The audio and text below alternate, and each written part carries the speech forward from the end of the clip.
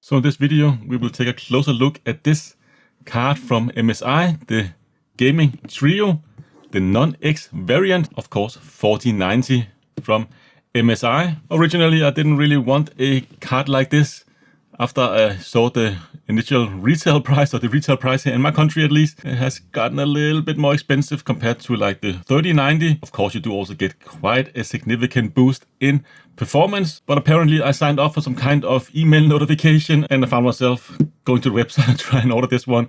This is not my first choice though. I would rather have the Asus TUF, seem to be the better overall value here in my country. This is actually a little bit more expensive, like $40 more expensive than the TUF non-OC variant. So MSI is charging a little bit of a premium. I believe the only card available that does not have a vapor chamber cooling design, which is a little bit unfortunate. It would have been nice to have that. And you only get 3 8-pin connector with this one here. So this card is only, again, only in abstracts, able to draw up to 480 watts. So it's limited pretty heavily. So 108% for your overclockers out there. But for me, I'm not going to overclock this, and I feel like 450 watt is more than enough for me. And actually, I am considering power limiting this GPU, because according to Der Bauer and his review of the 4090, of course, go and check his video out. Power limiting this card, you can get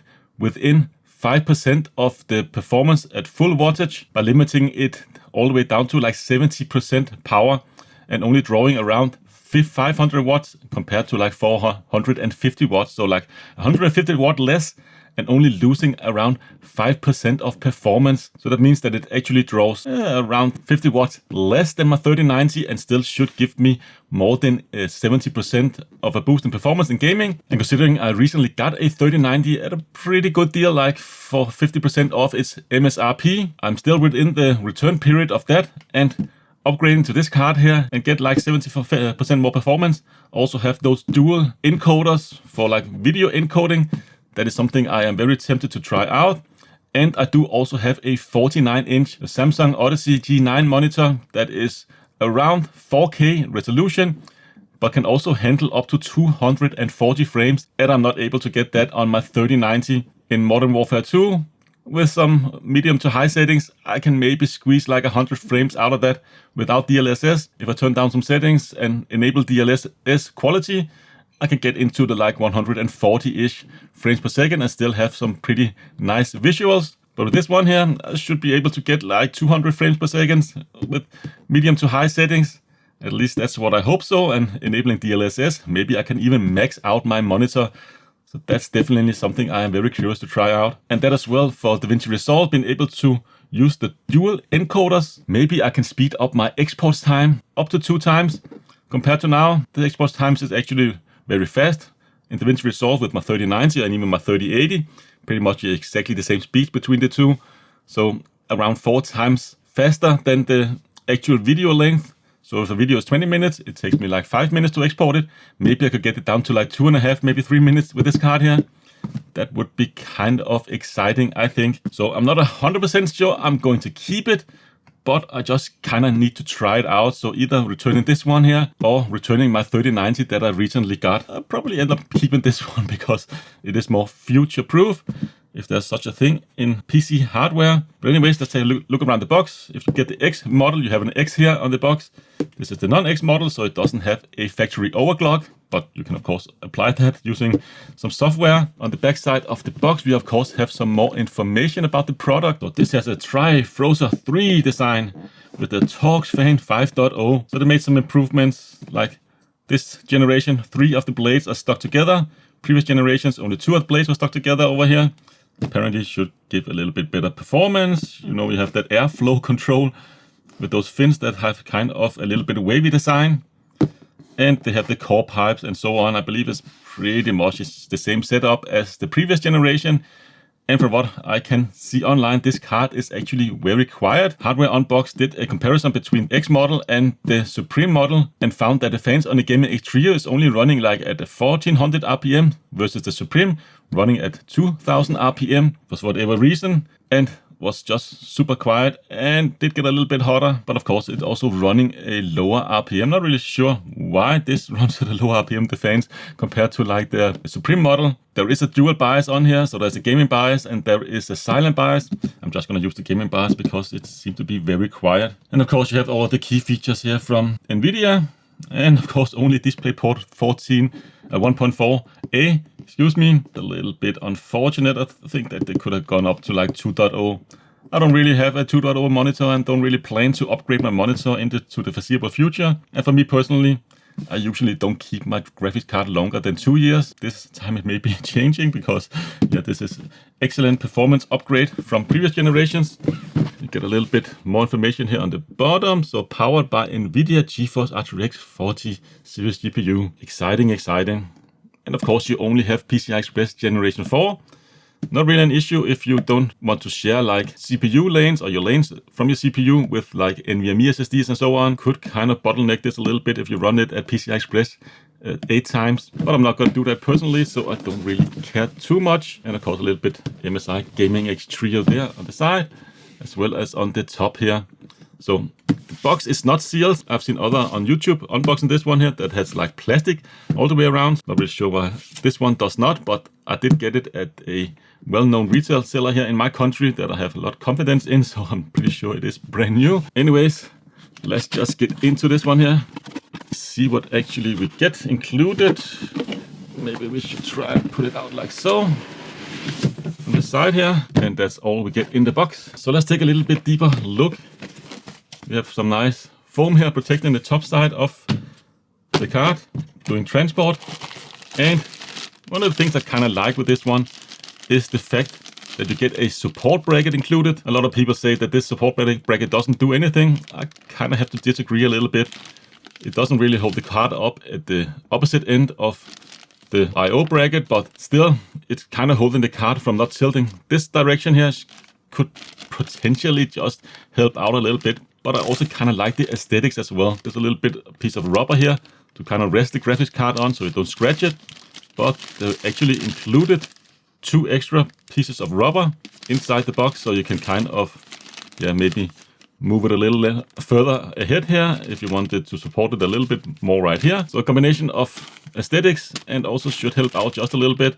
I feel like this is a pretty nice added bonus or inclusion. And then we have the infamous adapter plug that a lot of people are reporting having issues with melting inside the GPUs, which kind of sucks. The last thing I've heard is that consumers are not plugging it in all the way. So if there's even like a millimeter gap between this and the plug on your GPU, it could put a lot of resistance on the connectors, making them melt. So you need to be very sure that you have plugged this in all the way. And my theory is that a lot of board manufacturers have a recessed plug on their GPU. So it's kind of recessed inside the cooling. I'll show you that in a moment. That makes it maybe a little bit harder to actually plug it in, because we haven't really seen that many reports of, if any, with like NVIDIA's own cards, because that plug is kind of flushed with the cooler, so it makes it easier to just plug it in. But if you have a card with a recessed plug, again, it could be kind of hard to get it in all the way. So make sure there is no gap between this and the plug on your GPU. And like I said, this one only has the 3 plug connector, but that's also the maximum I would feel comfortable actually plugging into my system. 600 watts is just totally not acceptable for me personally. And I do have an 850 watt power supply. And I believe this is one of the only cards other than the one from NVIDIA that actually recommends an 850 watt power supply. Most of them I've seen recommends like 1000 watt, and I do have an 850 watt in my system, so hopefully I do not need to upgrade that. And I have a Ryzen 9 5950X in that system. So those two together, worst case, could draw around 600 watt. So that still leaves a little room for all the other devices I've connected to my system. That's all. I don't think we get any stickers or so with this one. A little unfortunate. Let's dig a little deeper, and yeah, it is a big card. Let me just put it to the side for now, and let's see what we actually get here at the bottom of the case. European Union regularity notice. So yeah, of course, we need to waste paper and that sort of thing. And packaging content. I actually have a Windows 11 on there. You need a screwdriver, of course. Pretty much just takes you through how to actually install it. So this is what you get, this is what the system recommends, and this is what you need to actually plug it in. Of course, you remove the side panel of your case. make sure it is clicked in the PCI Express slot, screw it in, plug in the cable, and you're pretty much good to go. You should probably know this if you are buying a GPU. So that's all the content we have in the box. Let's just move that out of the way and let's get this chunky boy here. It's really hard to explain how heavy this card is. And let's just get a little bit closer here. So it is pretty much a 4-slot card. I believe it's 3.7 something officially. But yeah, definitely a 4-slot card. And actually feels kind of nice and sturdy. On the images, this isn't the card that looked the best to me, but in person it might be a little bit different. Let's just get the seal here and get a little bit closer look. Right off the bat, I really like the design aesthetics and like the coloring of this card. This is my first MSI card, at least in many years. I always wanted to try an MSI card, and I do have an MSI Unify X570 motherboard in my system, so it would kind of be an all MSI build. Those Torx fans 5.0. Just get it the right orientation here. Definitely right out the bat, really like the aesthetics of this card. Plastic, I think that actually is plastic on. Yeah. There is plastic on the fans themselves here on the middle, just protecting the logo. Let's just remove that. Not really that obvious, but there is a little bit of plastic in the middle of those fans. So let's look at the bottom section first. We do have the fan headers here. So this is what connecting the fan to the PCB. We of course have a little bit of plastic protecting the PCI Express connector. So definitely remember to remove this when you're going to install it. It's very easy to actually forget that. And one thing I like about the MSI they started doing is having a metal support bracket that can support the card. Not the full length of the PCB, but at least it does go to here, and it seems to be pretty sturdy. Very minimal flex there. So I think this is mandatory for any GPU, not only this generation more than ever, but also that's something I always want in my GPU. So I had several of the TUF series of the 30 series of card, and that was always sagging a little bit because there was no like support bracket for that. I usually buy the ROG Strix cards because they usually have a support bracket all the way around the card, but this is definitely okay. So very beefy cooler, a lot of heat pipes here. But unfortunately, if you can actually see in there, there's no vapor chamber, but it does have a copper heat plate that is also nickel plated. So at least it's not aluminium. Should be a little bit better at transferring heat. And you can see all the heat pipes meeting in there in the middle. Very beefy cooler. And I think all of the 4090 cards were actually designed with a power draw of 600 watt in mind.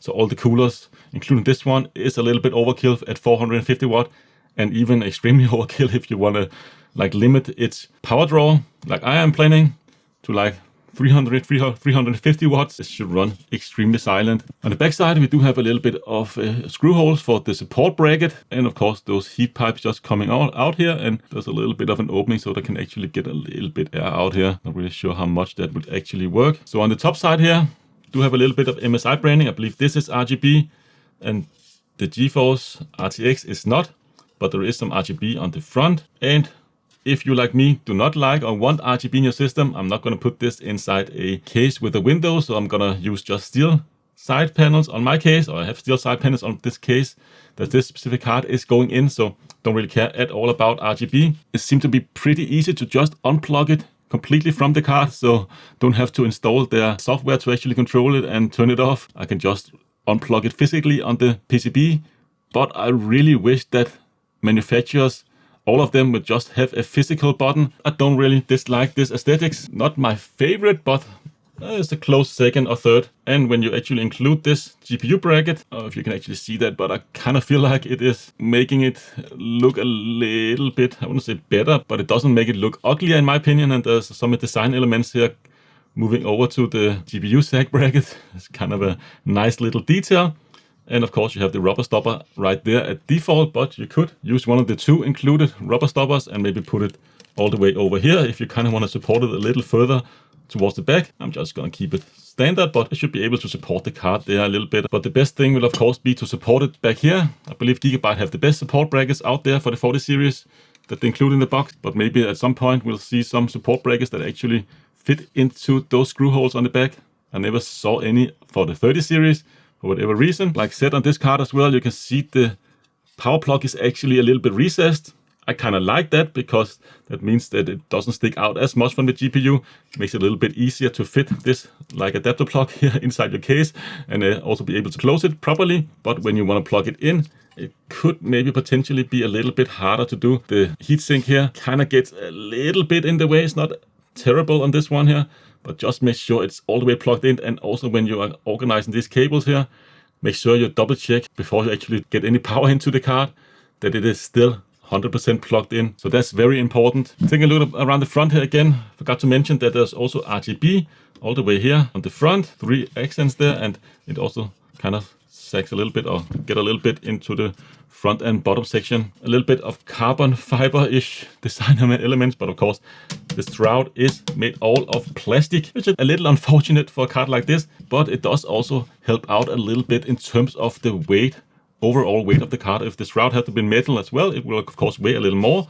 But man, this is very sturdy build. Doesn't feel like it's coming off or anything like that. There's no like flex to this shroud. So yeah, I'm kind of impressed by the build quality. Kind of feels a little better than it looks. Not that it looks better or anything like that. Weight of this card, it is just shy of 2.2 kilograms. That's quite a lot of weight. Make sure you plug this graphics card into a PCI Express slot that is also metal reinforced, which like most motherboards is nowadays. That could potentially put a lot of strain on your motherboard connector.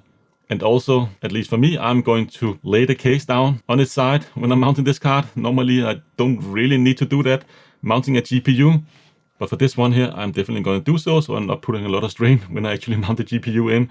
So it's not like hanging from the PCI Express slot until I kind of screw it in. So yeah, it is a big boy, but I kind of knew that already. On the back side, personally, I really like the look. Just turn it around here because yeah, this understated black design here is probably like my most favorite aesthetic of the card. There's no RGB in the logo here, anything like that. A little bit GeForce branding. So you have this kind of brushed aluminum over here and over here, and a little bit different surface for the rest of the top plate.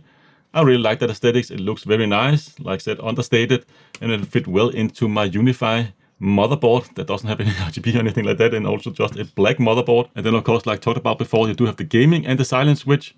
I believe it's only the fan profile you are changing with this switch. Correct me if I am wrong. I'm just going to keep mine in the gaming, actually, in the silent by default. Keep mine in gaming just to keep it a little bit cooler, because yeah, this is still already an overkill cooler for this GPU here. And if I am going to power limit it, it will just run so quiet and silent still in the performance BIOS or gaming BIOS. And of course, on the backside there, we do see 4 of the big, caps, and several of the small ones, which was like an issue with the 30 series when they came out. Of course, it got fixed. There's also a warranty void there sticker, so you cannot really take it off without warranty. I'm not really sure what the rules are here in Europe, but I'm definitely not gonna take it apart anytime soon. Anyways, a little bit of a flow-through design, but it is kind of limited by the overall aesthetics here. So probably should have made these holes a little bit bigger to be more efficient. Flow-through design, but I'm sure they know what they're doing. A lot of screws, of course, holding the back place, and it is, of course, metal backplate, unlike on the 30 series, like the low-end cards that had like a plastic or graphene backplate. And in terms of I/O, of course, you do have the 4 display ports. This is standard of all cards. I believe Asus is the only one I've seen that also have 2 HDMI plugs. I only currently have 2 monitors connected, and that's the maximum I'm probably going to connect to this GPU. So only going to use 2 display ports. And like I said, it would have been nice to see at least DisplayPort 2.0 or maybe even 2.1, even though it's not relevant now. And with DisplayPort 1.4 and DisplayPort compression, you can still get 240 Hz at 4K. It's not really a big deal, but this is the high-end GPU. I mean, they could have cheaped out a little bit on the lower tier GPU, maybe the 3070, 3080 maybe. So doesn't feel super great, but in reality, for me personally, I do not plan to upgrade my monitor in anytime soon. I'll probably upgrade the GPU before I do that. But considering this one here can throw like a lot of frames at 4K, a bit of an oversight not having DisplayPort 2.0. And I'm going to try and unplug these RGB headers here and see if we can just plug them out. Yeah, pretty easily. So if you, like me, do not want any RGB, it kind of rhymes. If you, like me, don't want any RGB, just plug out these cables. I'm not really sure what to do with them. Could kind of squeeze them in there. Nah, they will get kind of in the way. Don't feel like I just want these cables dangling around. So this is my solution for like disabling the RGB and still managing the plugs. I didn't want them like to touch the base plate or hopefully not touch the cooler. I don't know if the plugs can actually melt. So I just zip tied them up here. I don't know if you can actually see this on camera, but I kind of zip tied them right there. Kind of still look like they're plugged in if you look at it from the side here. Very easy little mod if you don't want any RGB in this card. And let's just do a little bit of a size comparison here between my TUF OC 3090 is a 2.7 slot card. It just dwarfs it completely. It's kind of insane to look at it like this. I felt like the 30 series card was kind of big when they came out. Not really that extreme, but still bigger than my 2080 that it was replacing. Now with the new generation, it's then definitely, yeah, it is a chunky boy, a big boy. You need to make sure you have room in your case. I have a Fantex P600S, a case that can also handle like an RTX motherboard, so should be more than fine. But man, let's just put them on top of each other. Just for reference here, kind of hard to see this angle, but it's definitely dwarfs the 3090 quite a bit. So that's kind of extreme. Let's go and put this in my case. So this is how it looks with my 3090 in there. And of course the 3090 is exactly the same size as the 3080. So this is the TUF OC variant. Pretty nice card, runs pretty cool, and yeah, relatively quiet as well. Not really sure I'm going to keep it and maybe sell some of my 3080s instead, just to get that extra video RAM. Put this in one of my other machines, beef that up a little bit from my 3080 TUF there. I'll probably just end up returning it because I can get the full amount back. But anyways, you can see there, this is a 2 slot or 2.5 slot card. And I kind of have to put a little plastic spacer in between the GPU and the case itself for this not sagging, because it doesn't have any of that anti-sag bracket that I talked about in this video, which is kind of sucks a little bit, but knowing that it's a very easy fix. And you can see inside this case I actually have room for 2 GPUs right next to each other, but of course not when I have the 4090 in there. And this is the Unify motherboard, so you can see no RGB and nice black aesthetics. Really like the design of this motherboard, so I feel like the MSI Trio will look kind of nice in here. So the big boy is finally installed. It take a little bit longer. And you can see it does take up a lot of room inside this case. Still have fine enough room here at the front of the case, and it's also taller than my older graphics card, so does also take a little more vertical space. Look at the GPU sec bracket that's mounted pretty well, and I still have one PCI Express slot available down here, but I did have to remove one of the shields here from the back because this one cannot be screwed in place because the GPU support bracket only have like 2 screws in the bottom and 1 in the top, no really in the middle. I can really show you this with all my stuff connected. So this bracket here was just kind of hanging loose. So that's definitely not something you would want, if that could fall off and accidentally shorten something inside the case.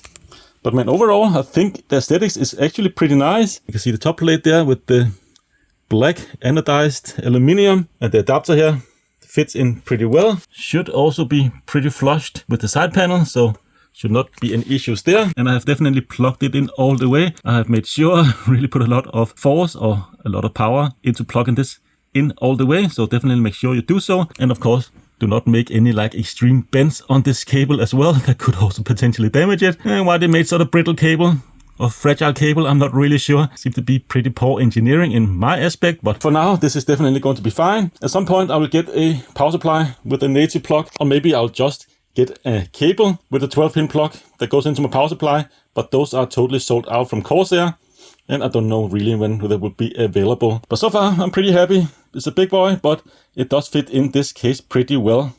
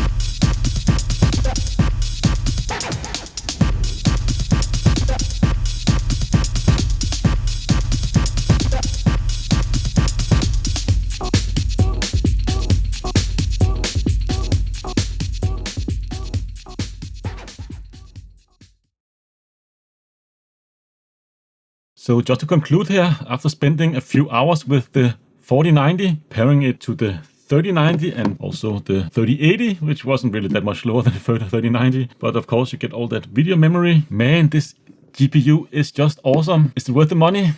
I kind of think it is. It is a little overpriced maybe, but man, not only do they get extreme performance, but also extreme efficiency. And that makes me wonder a little bit why Nvidia want to market this as a 450 watt graphics card, and maybe even considering making a 600 watt version, because performance difference between like 350 watt and 450 watt is not really that great. So you are definitely losing a lot of efficiency for that last 100 watt, but power limiting this GPU, for my instance here, I'll just power limit it to around the 70%. That means it would draw maximum of around 320 watt, but it's more around the 300 watt-ish mark. And still I get close to that 70% improvement over like the 3090, and it's actually drawing a little bit less power. My 3090 is around the 350 watt. So less power, a lot more performance, and that is not only translated into gaming.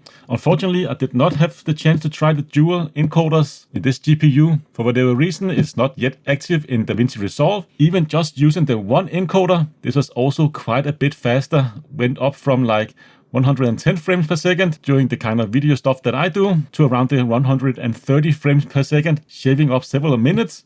And that's just with one encoder. I can only imagine when I take full advantage of that dual encoding with this GPU, I could potentially cut my rendering time in half and at the same time use a lot less power. And also just idling with the two monitors I have on here, which one of them is a 49-inch super ultra wide monitor close to the 4K resolution. I run that at 120 Hz just inside of Windows. My other monitor is just a 24-inch 1080p monitor that I also run at 120 Hz. And I did see a reduction in power draw of around 20 watt just idling inside of Windows. So going from the mid 40s to like the mid 20s watt. So that's kind of a substantial upgrade in my opinion, because most of the stuff I do is just, being in Windows, not really doing any intensive workload, unless of course I am gaming or exporting video, but just using the computer.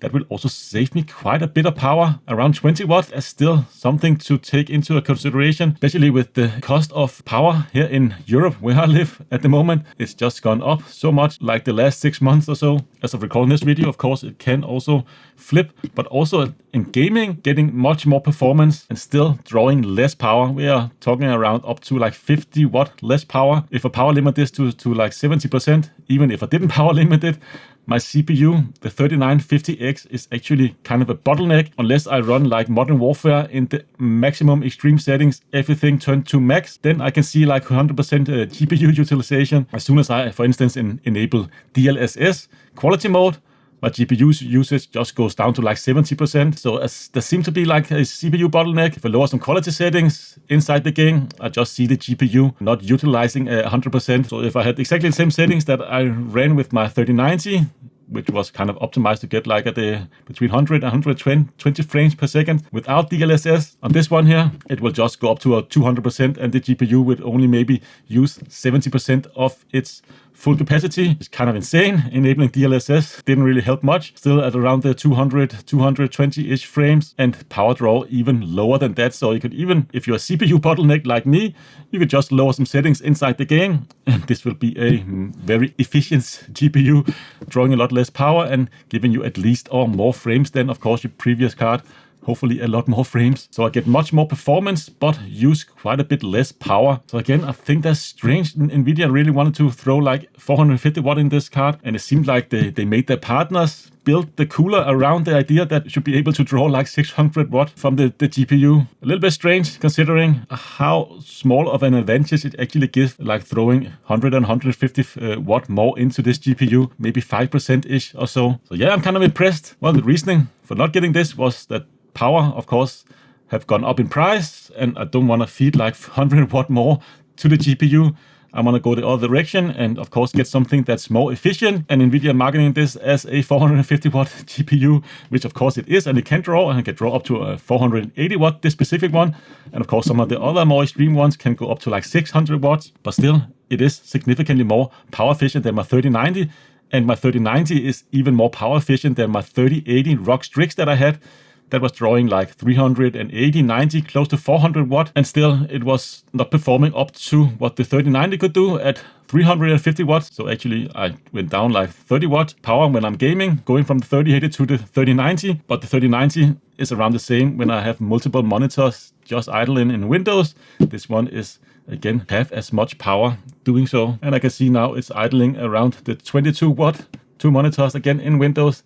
That's just insane. I have not seen so low power draw from a GPU since the Vega series, Vega 56 and Vega 64 with the HBM2 memory. They were only pulling like a few wattage, maybe 3, 4, 5 wattage, like having 3 monitors connected at the same time. So yeah, if you ask me today, I'm definitely going to keep this one. I'm not really 100% sure. So yeah, that's just been my first look at the Gaming Trio from MSI. This specific card, it runs very quiet and very cool actually. You don't really need a vapor chamber. Maybe if you're pulling like 600 watt, you need a vapor chamber, but not for this specific card. And it seems to also be one of the more power efficient ones out there. Maybe not the fastest one, but you are in a few percentages margins comparing to other cards and other more expensive cards, including the ones from MSI and Asus and so on. So if you're considering getting this card, I can highly recommend it. If you are not into overclocking or extreme overclocking rather, this one will fall a little short. It doesn't really have the same VRM, so power delivery system as the Supreme, even though it has the same exact board, but they have just significantly cut down the power delivery system. You can go and watch hardware unbox video comparing the Gaming X Trio and the Supreme. But yeah, I would highly recommend this one. It seems to be a fantastic card, very cool, very efficient, and it doesn't really sag inside my case even without the anti-sag bracket, and it's well built as well. Feels like high quality. You lose out on the vapor chamber and you lose out on the VRM. That's pretty much it. But then again, this card is not able to draw 600 watts, which is just insane. I would never really consider doing that at all. Definitely recommend the 4090 if you can get the 3090 at a very good deal like I did. I think it is still a fantastic card, but it runs hotter. The memory one runs hotter, like 20 degrees-ish hotter, and you're not getting anywhere close to the same efficiency and of course graphical capabilities or compute capabilities as of the 3090 or 4090 rather. So you're losing out on quite a lot, but I still think it is a great card. So I'm a little hesitant whether I should like keep this one or sell some of my other computing hardware. But anyways, that's just my first impressions of the Gaming Trio from MSI. Definitely like this card, and I'm pretty confident I will actually keep it, but who knows? I can always change my mind if I run into any issues. But that's pretty much it for this video. I hope to see you again in the future one. Until then, take care.